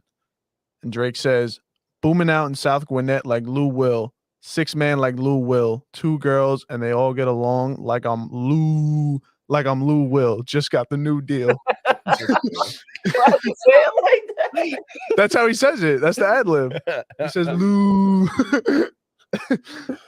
Man, we kind of flopped with this one, boys. I ain't gonna lie. No, I think it's a good list. It's a good list. That's a good That's a good I one. probably would have put the Matumbo one at 4 and then put this. Yes, I'm with you on that. Yeah, that's the Nah, only thing I would. Tumble one's great, bro. You keep getting rejected. Woo! Come on. It's Jumpman. The 6 Man like Lou Will it's iconic though. Yeah. Lemon pepper. All right. I got a little some. Actually, you want to do my Fuck what I last got. one Yeah, first? you or- do okay. yours. Do yours. All right. I'm not gonna fucking edit all these anyway. Which Hang on. NBA player would you rather have? Could wait till next time. I put 6 here, but I'm only gonna do 5. No, I put 7 here actually. All right. So this is blind ranking NBA player tweets. Was that good or should I do it again? No, it's fine. Yo, wait. I have a proposal for you. It's your TikTok, so you decide, but I have a proposal for you. How about instead of blind ranking them, we guess who said them? Do you think that's possible, or should we just blind rank So them? tough. I think you're gonna get Like Some of two these of might be them obvious ea- to guess. No, you're gonna get 3 of them easily, they're definitely. but I can sub out. There definitely is one. Like All right. there's the You'll get Johansson 2 of line them. in there. Yeah. You'll get. All right. So should I have that one in there? I mean, I knew it was Yeah, Scarlett yeah, of course. Johansson's bathwater. bro, I have to. You have to. All right. So I can sub one out, and you'll get 2 of them pretty easy. But that's fine. Yeah. Okay. You want to do that instead? Yeah, because All we right. always blind rank. Okay. Change Yeah. it up a Exactly. Yeah. little bit. I really am trying to find a new way to do it. Yeah. All right. This is Who Said That NBA Twitter edition. That was great. Fire. That was elite. All right. First one was tweeted. This is crazy. In 2012, this player was 14 years old at the time. Said everybody has God-given talents. Mine just so happens to be slinging this wood in my pants. Dennis Smith Jr. Dennis Smith Jr. I never saw that before I looked it up, bro. I've seen that. I've seen that multiple times. I've never heard of that. I've never heard that. It is kinda Dennis insane. Smith Jr. He's. I will never forget when I saw that tweet. He was saying that at 14. 14 years That's old. nuts. He was 14 years old. Yeah, tweeting he's that. freaked out of his mind. Yeah, That's nuts. Dennis Smith Jr. was it is Dennis Smith Jr. fucking going nuts at 14. All right. Jeez. All right. The next one is someone tweeted at this player to win a playoff game and then talk. And his response was, I'm trying, Ryan Jennifer. CJ McCollum. I love that one, bro. That's so funny. I All knew right. that, I knew that one, but like it would have took me a minute. CJ McCollum. Why do I know the NBA tweets, bro? Percent I'm trying, Jennifer. I'm trying, Jennifer. That is one of the greatest lines in NBA Twitter Yeah. history. All right. Just 3 words. Next one was tweeted in 2021. And this player said, by the way, or BTW, every 10 seconds, another person that can't guard me comes into the world. 2021, you said? Yeah. Oh shit! Who would By put the them? way, every 10 Is it Malik Monk? No. That is No. a great guess. I'm on the right track though. It's I one of was- those I was guys. thinking- Yeah. Okay. I was thinking like Jordan Clarkson. Can I throw out Terry Rozier? Terry Rozier's a No. good one. It's an older guy. Oh, so I was on the right track. Older, but yeah. Oh, older. The funniest part is I don't think he was even in the league when he said this. Jamal Crawford. No. That's a good one though. It's a guy who once I say the name, you're gonna be like, oh, it makes perfect sense. Paul Pierce. No. Is it Tatum? No. D'Lo? No. Fuck. Older guy wasn't in the league in 2021. He might not have been. If he Was was, he he was wasn't he like like prominent. not? He didn't get drafted yet? Question mark. No. He he's was older, he's retired. older. He was Is it older, Melo? older. Yeah. No, not Melo. This really sounds like a Paul Pierce tweet, though. It does. Especially with the shit Paul Pierce been up to. Yeah, I'm stumped. I'm not gonna lie. Oh, shit. Your favorite player's favorite player.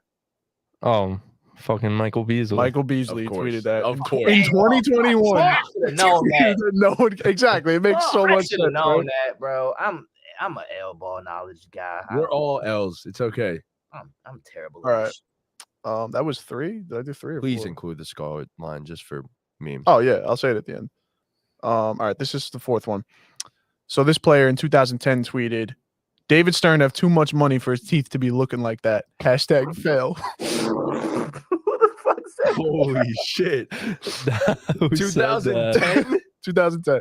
2000? Still in the league. Kevin Durant? No. It's a good guess. I don't think Kevin Durant would have said nothing crazy like that. I'm not gonna lie. Well, I would not put it past him. yeah, I wouldn't. No, I was- Kevin He was Durant's in the tweets- league at that point. Kevin Durant's so tweets are unreal. This dude had to have been. He's young. He was young, obviously. to be he's- talking about the teeth, though, he had to be a young guy. He wasn't in the league at that point. I'm like almost certain of that. There's no way you're saying that about your commish while you're in the league. I wouldn't put it past some guys. OJ Mayo. No. That's a crazy guess. Brandon Jennings. No. Still in the league. Oh, still in the league. My bad. 2010? What the fuck? Oh yeah, still in the league. Forgot. I about don't that. think I don't think he was in the league at that point. Pretty sure he wasn't. Let me double check. There was one other guy that I would have thought, but you said still in the league. I was gonna guess J.R. Smith too, but Teeth. No, he was not still in he was not in the league at that point. I figured, yeah. Who would make teeth jokes? I don't think that's gonna help. someone you, who shouldn't be making teeth jokes. Oh, Draymond Green. Yep. Oh! It was Draymond Green. That's not where I was going with that one, but good guess. Yeah. Wow, All right. And classic. we just got a simple one from 2014. Russell Westbrook. What? That's the tweet. I'm gonna guess Russell Westbrook. Yeah. Damn, I was gonna do that. I was gonna do that. he just one day just tweeted Russell Westbrook. I'm gonna be dead honest with you. I was gonna guess like LeBron or something. Really? No. I was like, the first name that popped in my head was legit Russell Westbrook. just No. tweeted Russell Westbrook. I didn't think Russell Westbrook tweeted Russell. What an Westbrook. egotistical maniac. It That would be doesn't surprise yeah, me. it would be wrong to have an NBA tweet list without mentioning this one. So this player says, Scarlett Johansson, I will drink your bathwater. Hashtag random. And now I'm on the internet saying that. So that's great. That's great for me. Imagine I mean, bro, imagine in an interview. I'm in a job interview one day and some guy's like, And they played did a you one clip on time, video. yeah, did you one time say you would drink then I'm Scarlett gonna watch Johansson's what I say bathwater? next. To be honest Then with you. So, it's Mr. Kevin Durant. It is Mr. With the Kevin Durant. I craziest also wrote down that one. But I don't think I fucking could say that one. Tweets. Like Kevin Durant, Twitter Oh fingers. no, you can say it. Go Oh, I for can? it. Yeah. Fuck All it. right. We're going for it. All right, fuck it. We're full sending it out here. So This is an This amazing next player, one. I think I can't it was guess. in- by yeah, the way, I think it was so- in 2012 that he tweeted this. And he said, Oh god. I like it when girls lick my butthole. It's a life-changing feeling. No, hell All right, time no. out. There's no way it was I swear to 2012 when God. it was said, by the way. Because Hell if it no. was 2012, that's 11 years ago. This guy is currently like 25. He had to Oh. 14. So no, it Which wasn't. if he said that at 14 years old, No. that's fucking insane. Who's I feel like this had to be like 16, something like that. 2016, yeah, okay. 2017. It whose had to be. ass is putting this out here, bro? I'm gonna be dead honest. Y'all are never guessing it. Joakim Noah. No, no, exactly. You can't think of weird No. players. That's the thing, because he's That's about as awesome, normal. bro. He's about as normal of an NBA player as you could predict. Teen said clip, Tom. About as normal buddy? of a player that you could predict. And I'll In the tell you league, this- role player now. I'll tell you this right now. I'll give you guys another guess. I mean, another hint after you guys take this guess. I'll give you one more hint after this. Role player. Who's freaky ass? Joe Harris. No, No, but you're on the You're- right track. in a weird way, you're on the right track. Yeah, Whose freaky ass is tweeting something like this? bro. Can you Sleazy's imagine? broken right now. He's like, what is Imagine. happening? I like when girls lick. What?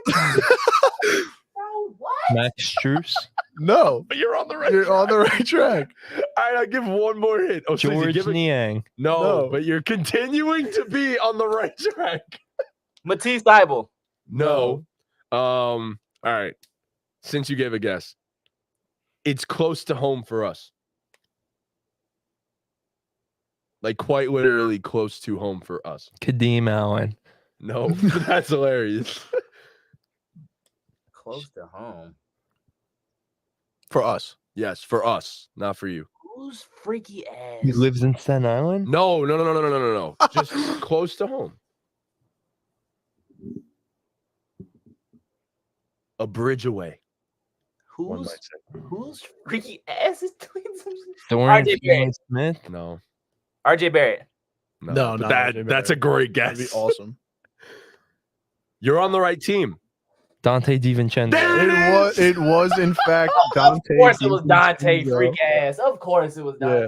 Yeah, he has some crazy tweets out there. Does too. he actually? Yeah, some bad ones. Oh, Of course a DiVincenzo Some real made- bad ones. put some But shit like that on Twitter. yeah, that's all I got there. That was good. that was great. Bro, Chris, you you have one or- when girls lick my asshole. All right. So now we did Jesus Christ, though, Sleazy. You don't got to repeat it 5 different times because I don't want to hear the No, tweet anymore. That's Sleazy's so, in that's so insane. It's like I don't Put it's out there like into the how do universe. you sit on your phone, tweet that, and say, I think that's good. Send. This guy was a national champion. A few years later. Yeah, a year A later. few Maybe years that later. year, I think. I don't know. Oh my God, bro. Yo, What you did he say after? He said it was what kind of experience? A life-changing life-changing experience. What the fuck, man? Nah, he's spitting though. Oh God. This guy's He's weird. low-key right. There's people that watch this podcast that you can't speak sometimes. I don't know, Dante. I don't. You just can't. You just He can't. lost. say He lost a couple cool points. I ain't gonna lie. Cool points, bro. How do you know if you've never tried it?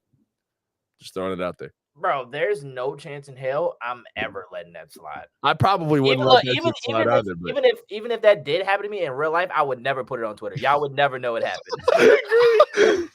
I agree. That's such a If fact. I 100% agree. No, I would take that to the grave. Nobody would know about that. I'm just saying, like, if she just so happened to like, Hey Matt, what are you getting at, Matt? What you pointing out at? Matt? I'm not saying nothing. Point out there, Sully. What you pointing out there? I'm not saying nothing. Tomorrow's Thanksgiving. So of course you're gonna be Perfect transition. I love how we're about to be talking. Perfect transition. Talking about getting your asshole licked. Skip it. The day that you're meant to be with your Hey, I love this show. Oh, man. This is the greatest podcast ever. Oh assembled. shit. Yeah, tomorrow is Thanksgiving. Happy Thanksgiving Eve. Happy Thanksgiving to everybody. Wow. Happy Blackout Wednesday. Go get Yes, happy blackout Blackout drunk, Wednesday. I hope everyone. you all go and get fucking Drink hammered. responsibly. Go to Hobra Arthur Kill and give my Plug.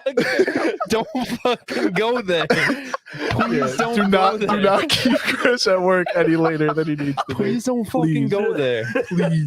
Yeah, wherever he just said go, I need everybody there expeditiously. Please don't fucking go Oh, there. anyways, Tell him BallGame sent you.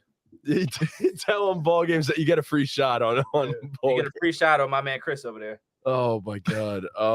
But yeah, I hope you all go out, have a great time, get hammered responsibly. Do not drink and drive.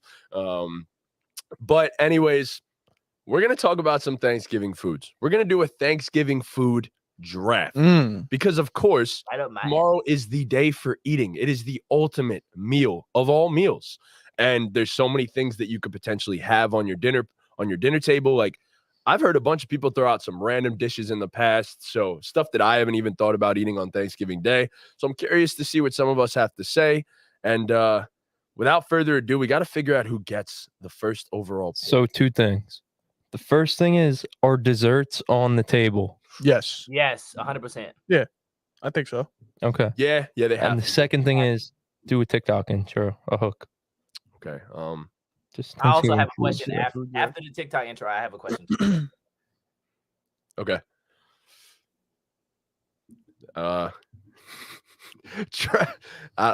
Thanksgiving food draft. It's not that hard. It's probably the easiest one we've ever done. Yeah, but like that's just so simple. Sometimes simplicity is key, I guess. Thanksgiving food draft. All right. What's your question, Sleazy? Okay, are we counting like combinations of food as one draft pick? It depends. Depends on the combination. Like mac and cheese? No. Like mac and cheese and yams? No, those are separate. All right, Ew. And that does sound nasty. I'm not please gonna lie. don't knock it till you try it. Please. I'm just saying. That does sound nasty. Yeah. Don't knock it till you try it. Hey, you knocked the last topic. You have not tried it. What about mac and cheese and yams? That is amazing. That's a great point. Exactly. Oh, man. All right. We talking about Hypocritical over here. It's crazy. next. It's crazy. All Oh, right. what a time. So who's going first? This How do we- has been a fun one, Yeah. man. Let me just. How do we decide who's going first? Dante freak the fuck out. I wonder if anybody else knows about this. Let's see. We'll have our guest go first for this one. That's fair. So, Sleazy, you get the first pick of the Thanksgiving food draft. With the number 1 pick in the Thanksgiving food draft, I'm gonna take the unanimous number 1 pick, mac and cheese. Yeah. Mac and cheese. Some people might debate. Some people You might would not have taken I mac would and cheese not number have one. taken mac and cheese You- number 1. really? Absolutely Some people not. might go turkey. Some people might go green. Some people might go ham. You're Me still not on personally- the right track. Wow. You're still not on my track, to be honest. Mac and cheese, Oh easily man. number 1. I have a pick here. I That have a favorite that nobody's going to be happy with. I have a favorite that I have one that I think will get back to me, so I'm not going to pick that one. I'm going to get in touch with my Irish roots here. Some good old mashed potatoes. Give me mashed potatoes at number 2. It's a That good could have came back around maybe. Maybe, yeah. I don't know. I'm saving They're one, though. reliable. Exactly, yeah. They're pretty standard. All right, for me, if done right, bro, stuffing is arguably the Nah. best thing on a Thanksgiving. You're taking stuffing over table. mac and cheese. though? That's your first pick? That's Yes, That's fuck yes, it crazy, is. bro. Fuck yes, it is. Nah, they would have taken. He would have taken Hold it that. over mac and cheese, bro. Stuffing. Stuffing. I wouldn't even be mad if you took turkey first, Well, of course, just for the nostalgia vibes. but Right. no, stuffing. Stuffing, Yes, that- bro. Stuffing is top tier. Top tier. Wow. I can't. So I have back-to-back now. I can't believe you guys let the draft board fall to me this way. With my first pick, I'm going to take sweet potatoes with marshmallows, the whole That's- 9 yards. yeah. It's Okay. delicious. Yummy. And then with my second pick in my back-to-back, I'm going to take the better of the 2 meats. Give me the old ham. Yeah, I like Ooh. that. I like that. And I'm going to take the ham. I like that. Ham is superior. Okay, I'm gonna honestly, it's still on the board. So like, why the fuck not? Again, I need a juicy turkey. That's what I need. Yeah, you can't have no dry You fucking can't turkey, have bro. Fucking dry turkey. Can't have no dry on your turkey, Thanksgiving goddamn it. table. Do not fuck Popeyes. that shit up. A dry Popeyes is turkey letting will be you one day. order a full Cajun turkey from Popeyes to pick Really? it up for Thanksgiving. it's- See, that sounds great, but like, you got to make your own Thanksgiving turkey. I feel like. Yeah. No, I agree. I'm just saying. As speaking as someone who doesn't cook, yeah, you do. But yeah, Someone else got to make it. Not give me me. a nice fucking juicy turkey on my Thanksgiving table.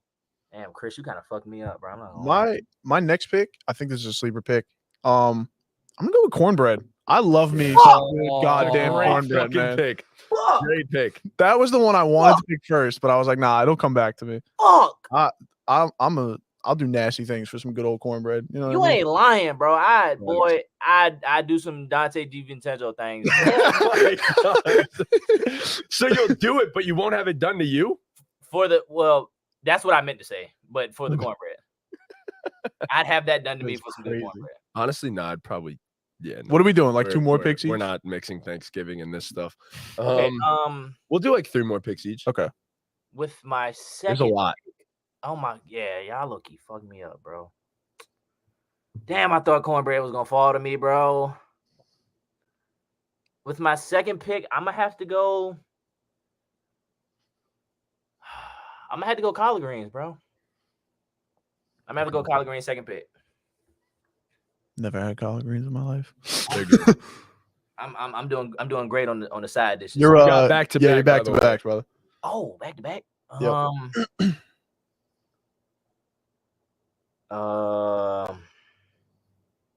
Okay, this might be a sleeper pick. Third pick, bro. If made right, bro, I gotta go deviled eggs.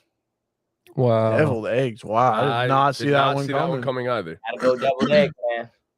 If made right, bro, I can eat a whole plate of deviled eggs. Again, as I said, we're gonna probably have some picks here that like aren't on a traditional Thanksgiving table. I'm going Yeah, so that's like side that's dishes. kind of where I'm at. Is like I'm gonna pick something that like most people probably don't find on their Thanksgiving table, but I always have on my Thanksgiving table. So hence the deviled eggs and collard. exactly. man. What do I want here? Let me see. I have no idea. I already got my next pick, but I don't think it's gonna fall. No, I can't do that. You know what? I'm gonna go for it. With my next pick, I'm gonna take apple pie. All right. Pick. I don't like apple pie, so I Pick. won't. I'm not crazy about it, but like if I That's gotta the pick pick. one or the other one, I'm not picking the other one. So That's the pick. I'm not All mad right, at so this is the one that I find on my Thanksgiving table all the time, and I fucking love this. No matter what, it's lasagna. I fucking love lasagna. yeah, see, like I could have went with like chicken cutlets, but I'm not gonna do that. I but love respect it. lasagna. That shit is fire. Not a bad with pick. some- Not a bad pick. some ground beef in there. Oh my god, nothing sure. better than that lasagna. So Not a bad pick. Man. I do love some lasagna. We got him. oh boy. He's stumped. We got him. With my next pick, again, this might not be on everybody's Thanksgiving Day plate, but it's always on mine. It's one of my all-time favorite foods, not just for Thanksgiving. I'm gonna go with stuffed mushrooms. Okay. Yeah. I've never had. Never had stuffed mushrooms. Mushrooms are cool Stuffed mushrooms. if they're are done right. awesome. Some people fuck them up, Yeah. but Facts. And then Stuffed with what exactly? like breadcrumbs and Yes. cheese and seasoning and stuff like that. Yeah, they're good. They're good. I could go for that. I could go for that. Yeah, they're good. They're good. They're good.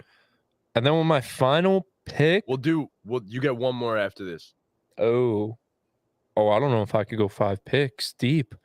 I don't know if I have that many foods. Because I have 2 more that I'm like. I could go like 8 deep. No. Yeah, I could go 2 more. I could go Picks, 2 more. I'll and go 2 more. definitely- I could go 13-man roster deep. All right, you know what? I got 2 more. With my next pick, I didn't take the turkey, but this is the only way I'll eat the turkey is if I have this. I'm gonna go with a jar of cranberry sauce. Oh, okay, cool. I'm not a cranberry sauce. I like guy. cranberry sauce. I'm not mad at it. It's just not my cup of tea. Yeah. I understand why you picked it. Though. I That's the understand. only way I'll eat the turkey. Fair enough. Fair enough. All right. This also, if made correctly, boy oh boy. You could put this on anything, and that's gravy.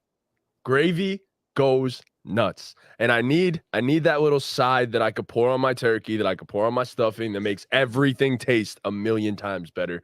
So I'm gonna go with gravy. W pick. W pick, yeah. Man, I'm gonna sound like a female here, but give me some good old fashioned sangria, man. I will fuck up some sangria, bro.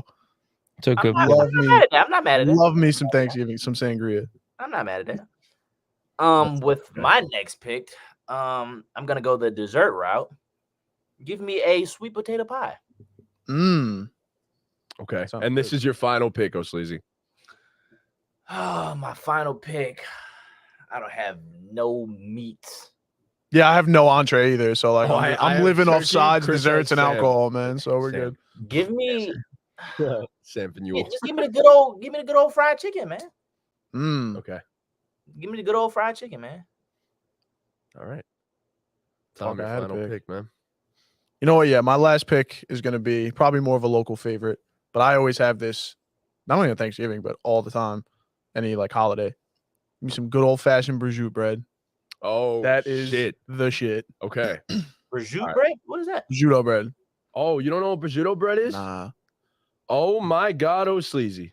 Do you know what prosciutto is? He ain't a New Yorker, bro. Yeah, nah. Yeah, that Cold sounds cut. like Prosciutto's sound a like foreign cold language. cut, but it's like a fucking phenomenally good cold cut. So, I'd probably try it. I'm a fat You're ass. in Boston, right? They probably got them at the delis and shit out there. wow. Maybe not. O'Sleazy, you got to get down to New York, bro. We really got to Put get you on, down bro. here, All man. right, I'm on the way. Let me pack my bag real quick. Word, yeah. All right, I'm gonna close this out with. Honestly, it doesn't have to be for Thanksgiving, but I need a dessert. And it's just all reliable. No matter what, I'm very happy when they're homemade and they're on my table. And that's brownies. W pick. All right. Brownies are good. With W my pick. final pick, you arrive to Thanksgiving with your family. The football games are on. Mm-hmm. You get the stench of the food coming in the oven, What? being cooked. What? What You is sit on the couch What? to Yeah. watch the games. Talk What? to me. There's Talk a to me. table next to you What? I'm with horny. Lay's ruffle chips What? and onion dip while you Yeah. watch the game and Oh, wait. you were so close. You lost me, bro. I'm not Yeah. gonna lie. Yeah. So I'm gonna take chips and dip. Chips and dip. Overall, chips and dip are good. Yeah. Chips and dip, cool. The onion dip, I'm not an onion dip guy. I'm not an onion dip guy either. Me nice but queso You dip. set the scene, though. Salsa. Give me some Setting the buffalo scene. chicken dip, bro. I'll just take the whole thing. I'll just go Yeah, chips and dip. dip. That's a. There will dip be dish. multiple dips at That's a dish. Thanksgiving. Yeah, Fair for enough, sure. fair enough. Fair enough. Chips and dip. Chips and dip for sure. All right. What a time, man. That was a fun All one. the time. Yeah. That was a fun one. That was a great podcast all I in am all. drooling out of the mouth. Yeah, bro. I'm Yeah, I'm dying. hungry. Bro, I bro. haven't eaten I'm today. I'm fucking starving. I haven't starving. ate yet either. I have my one meal. I don't know how you guys prep for Thanksgiving dinner, but I have my one meal at like 4 o'clock ish today, 5 o'clock, and that is my final meal till Thanksgiving dinner. I literally 24-hour fast preparing for Thanksgiving dinner, and I get fucked up the night Yeah, before, nah. which is not a fun time because I get incredibly drunk. So, the hangover. You got to play it right because a Thanksgiving hangover can really fuck it It up. fucks you know? up dinner. Yeah. It did it to me last year. I threw up everything I ate at Thanksgiving. As disgusting as that I is. really just I go for the more the taste test vibe the morning of you when they prepping everything to bring them Oh yeah, out. what you got here? Yeah. Yeah, I go take me a little piece of ham, go grab me a little deviled egg, a little scoop of some mac and cheese. Word. Okay, so that's the little breakfast, and then it's like it's the Yeah, it's the and little then- after- and I'm I'm like done. pre-game's Thanksgiving dinner. Facts. Yeah, literally, then I'm done. Fuck with that. You guys are just normal. You just normal human beings. I mean, no, Just I going probably for I Thanksgiving. don't like eat breakfast. That I don't like, prepare for Thanksgiving. yeah. I don't have like prepare I don't for have like a Thanksgiving. I don't have like a set schedule. Then I gotta go for my Thanksgiving walk before I eat. Yeah. Yeah, that's Okay. something I do. The Thanksgiving Thanksgiving walk. Thanksgiving walk. I come Yeah. back. Thank God for technology and evolution because you don't even got to take a walk. Just go in the bathroom. Yeah. True, very true. They make everything virtual now and electronic. Yeah, but the walk is nostalgic. You sound like my uncle. Damn kids, everything's electronic.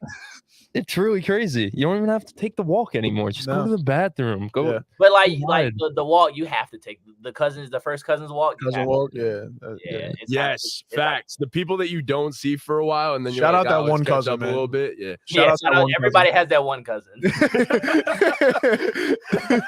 Do you ever think you are that one cousin? No. No, I think I am. No. I think I am. 'cause I have because I'm that cousin. always there. I'm always at every like family Yeah. event. So like it's like I'm not. I can't be that one. Yeah, cousin. I'm that cousin that like you only see at the events though. You won't see me for the rest of the year. You only see me at Christmas, Thanksgiving, maybe a birthday. Other than that, you won't see me. Okay. Okay. And Sleazy, I gotta ask, do you play backyard football? Of course. See, I don't play backyard. What? What did you just say?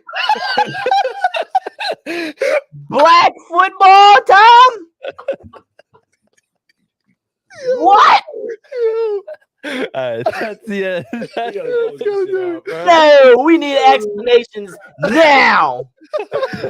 I don't play backyard or backyard football. I don't do either. I definitely go and toss you a big scene around though. I definitely toss you. I play black yard football and front yard black skiball. Black skiball is fucking crazy. That's insane. We gotta end this. We gotta end this. Oh, what a time, man. Before something crazy happens. Yeah, thank you guys. Anyways, Sleazy, tell them where they could find you, please, before we do close this thing out. You can find me on TikTok at Sleazy, OSL3EZY. I'm pushing up on close to 4,500 on TikTok, something like that. I'm on Twitter at the same handle at Sleazy, Instagram at We Trust Mari. Y'all go follow me. Y'all, you want to stay updated on me, what I'm doing. That's where you can find me. Best basketball content on TikTok. Yeah. He is the man. Yeah. Start streaming Sleazy, also the best 2K player that I think I've ever seen. So I'm on it. Entertaining as hell. Sleazy, we love you. Thank you for coming on, man. You are literally the best friend of this entire Happy show. Thanksgiving, man. We love you a ton. Happy Thanksgiving to I you. love y'all so much, bro. I thank y'all for giving me the opportunity. Happy Thanksgiving to you, man, and your family. God damn. So Happy Thanksgiving to you guys too, man. I hope everything is well. Yep. Everybody gets drunk responsibly. yes. Good food, good vibes, good family time. Yeah. Shout out to all the BallGame fans if you guys stuck around for this entire thing. Even if you haven't, leave a like, subscribe, hit that notification bell, follow us on all of our socials. Happy and healthy Thanksgiving to all of you guys. As he said, drink responsibly. BallGame. Ball game.